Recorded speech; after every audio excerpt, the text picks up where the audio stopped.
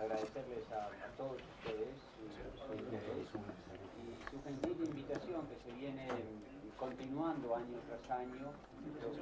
No se oye, ya. Hay que encender. Perdón.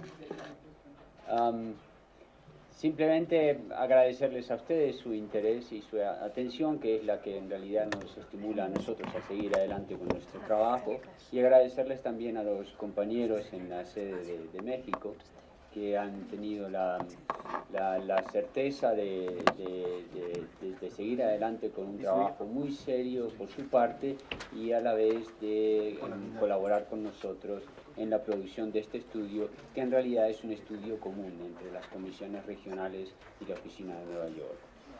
Como iba diciendo el director Rob Voss, necesitaríamos...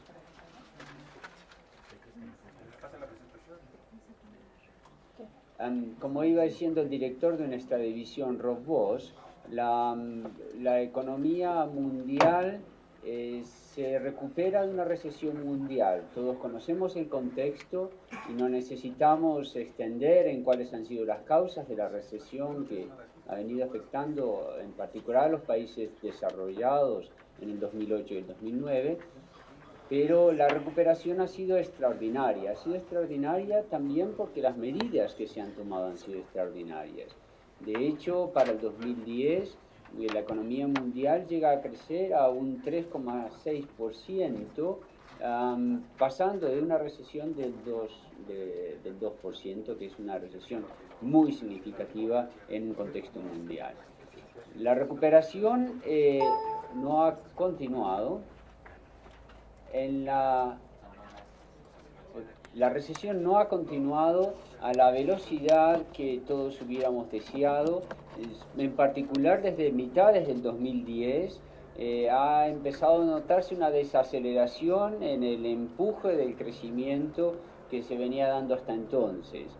Eso nos lleva a nosotros a concluir que la desaceleración más o menos tenderá a continuar, de modo que para el 2011 esperamos un crecimiento de la economía mundial del 3,1% y una subida a 3,5% en el 2011.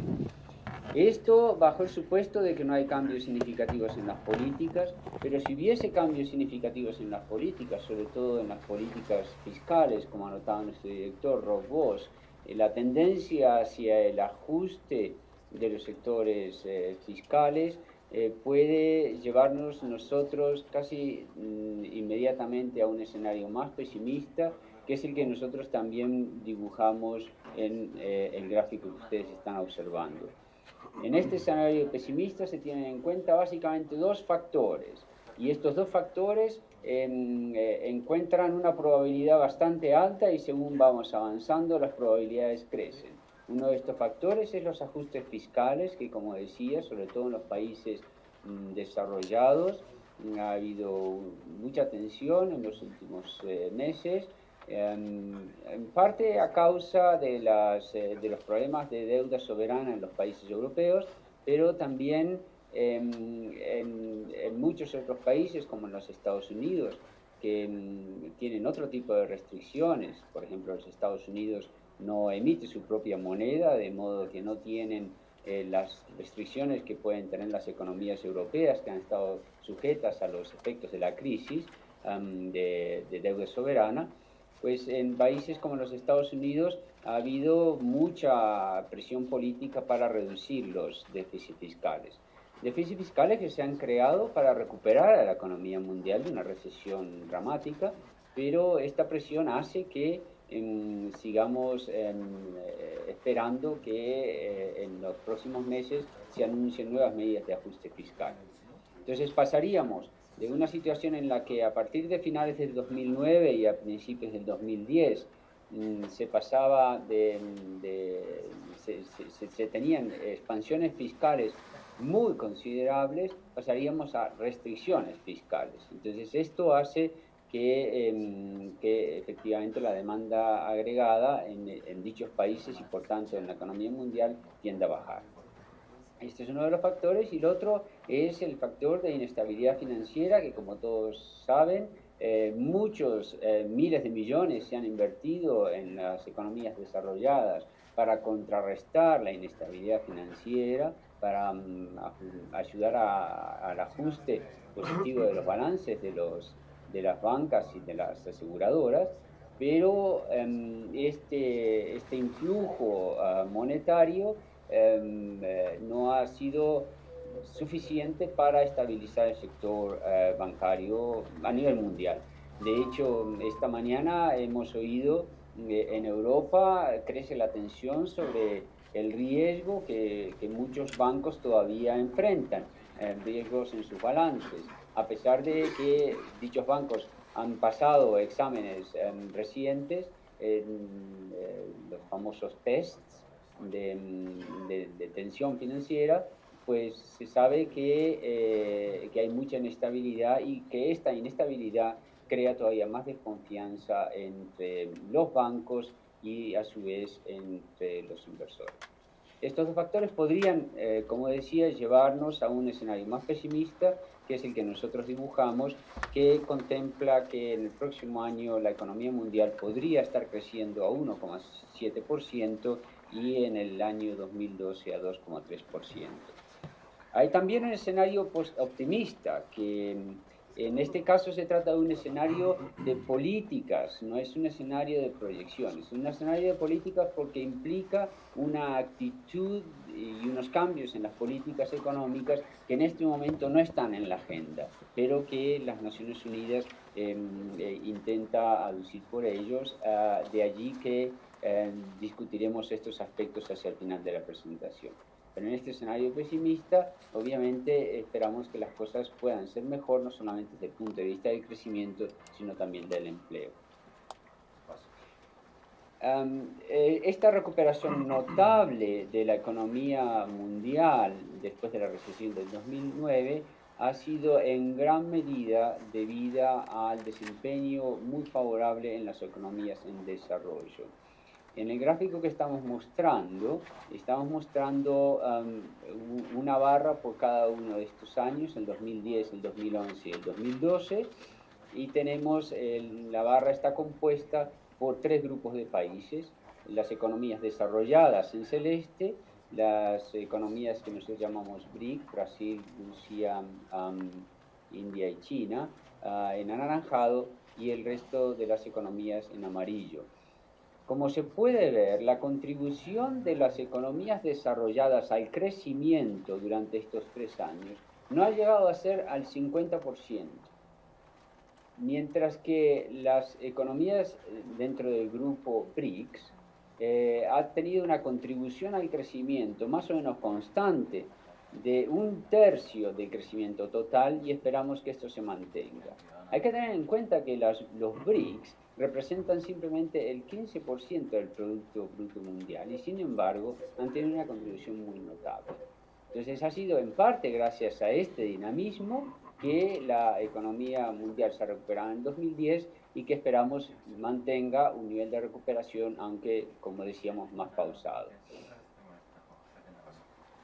Ahora bien, más en detalle, las economías desarrolladas lamentablemente tenemos que decir que mantendrán un ritmo de crecimiento bastante bajo. De hecho, en los Estados Unidos, que se espera que hacia el fin del 2010 haya crecido 2,6%, pues desacelerará y llegará a un ritmo de crecimiento del 2,2%, quizá 2,8% en el año subsiguiente, asumiendo que no haya más ajustes fiscales. En el Japón, que ha tenido una recesión impresionante en el año 2009, pues hay una recuperación notable, pero Japón adolece de problemas estructurales que deberán resolverse con el tiempo, entre ellos una deflación endémica, una dependencia muy fuerte del sector externo y luego efectivamente también una dependencia del dinamismo de las economías en desarrollo, que como veremos más adelante también están sujetas a posibles desaceleraciones. La Unión Europea de los 15 ha tenido un desempeño aceptable, pero no es un desempeño que es el que se esperaría después de una recesión muy fuerte. Economías desarrolladas tienen generalmente la capacidad de resurgir a un crecimiento muy fuerte al día siguiente de una recesión, pero esto no se ha visto, así como tampoco se ha visto en los Estados Unidos. Y los nuevos miembros de la Unión Europea han tenido un desempeño bastante positivo, que se espera seguirá siendo positivo, en parte porque son economías más pequeñas, enclavadas o insertadas recientemente en el contexto europeo y por tanto con perspectivas de exportación muy altas. Ahora bien, si pasamos al siguiente, a la siguiente diapositiva, nos encontramos con la situación de los países en desarrollo. Los países en desarrollo en su conjunto, como se ve, han tenido un desempeño impresionante, un 7,1% de crecimiento después de haber desacelerado drásticamente a un crecimiento de 2,4%. Se espera, en las condiciones en las que estábamos hablando, que desacelerarán en los años siguientes en su conjunto a un 6% de crecimiento en 2011 y a un 6,1% de crecimiento en 2012. Ahora, de estas economías, las más pujantes han sido efectivamente las economías de China e India. También, en general, las economías del este asiático han tenido un desempeño muy notable, pero no solamente ellas, sino también economías como la economía africana, por ejemplo, la región africana en su conjunto, que han tenido un desempeño muy positivo. En América Latina el desempeño ha sido notable y muy positivo, un crecimiento de 5,6% a la vuelta de una recesión. Lamentablemente vemos que este crecimiento tenderá a desacelerarse por las razones que hemos anotado, sobre todo el impacto de las economías desarrolladas. De América Latina hablamos más en la siguiente diapositiva, y en esta diapositiva lo que intentamos es mostrar no solamente algunos países, los países quizá más relevantes de la América Latina, sino también mostrar lo que podrían ser pequeñas diferencias con las estimaciones que nuestros compañeros de la CEPAL han publicado. Es importante que lo hagamos ahora porque de nuevo las preguntas serán innumerables. Hay pequeñas diferencias entre las proyecciones que realizamos en Nueva York con las proyecciones que realizan en las comisiones regionales y en la Comisión Regional de América Latina en particular. La diferencia se debe básicamente a tres motivos. Uno, que nosotros realizamos nuestras estimaciones con un modelo mundial, de modo que tratamos de concatenizar y compatibilizar todos los resultados de maneras iterativas en un modelo mundial. En ese sentido, pues nos vemos forzados, los modelos nuestros nos fuerzan a hacer ajustes que no se corresponden con la realidad efectiva que nosotros obtendríamos si mirásemos a cada país individual. Cualquiera que ha trabajado con modelos, esto lo sabe. Hay ajustes necesarios en los modelos que son imposibles de evitar si uno quiere construir algo. La otra razón por la diferencia es en las fechas de corte. Nosotros, porque hacemos un análisis global, necesitamos utilizar un enorme volumen de datos y por tanto pues cortamos antes, de manera que los compañeros de la Comisión Regional tienen datos más actualizados. Y una tercera razón es el hecho de que nosotros por reglamento interno únicamente podemos utilizar datos que son oficiales enviados a Nueva York, mientras que hay una fase de los datos que son todavía oficiales que no se envían a Nueva York, pero que los compañeros de las oficinas regionales ya tienen acceso. Como quien dice, tienen más información interna. Pero en todo caso lo que queremos enfatizar con esta diapositiva es que sí, que el crecimiento ha sido notable en los países más grandes, voluminosos de América Latina, como en Argentina, en Brasil y en México. La desaceleración se notará de una manera más o menos sistemática en estos tres países, y el caso de Venezuela es un caso particular porque a pesar de la subida en el precio del petróleo ha habido problemas en la producción de petróleo y ha habido otro tipo de problemas a causa de políticas que las autoridades venezolanas han estado muy conscientes de sus propias restricciones, y como se sabe, pues en cualquier economía que intenta dar una prioridad muy alta al sector social, como sabemos es la economía venezolana, pues acarrea también rezagos que necesitan ajustarse con el tiempo. De hecho, nosotros esperamos que la economía venezolana vuelva a resurgir a un crecimiento positivo en el 2012, pero efectivamente por el momento vemos que padece problemas. Ahora bien, es importante notar algo que creo que es crítico desde el punto de vista de las políticas económicas, y es que el resurgimiento del crecimiento en América Latina no ha sido un resurgimiento de tipo casual. Se debe en gran parte a las medidas de política fiscal y de mantenimiento del empleo que se han aplicado en casi todos los países en América Latina. También se deben en parte a las exportaciones, pero no solo. Y de hecho, una buena parte de las economías latinoamericanas que han crecido muy favorablemente lo han sido por el crecimiento de la demanda interna. Y el énfasis en el empleo ha sido un énfasis muy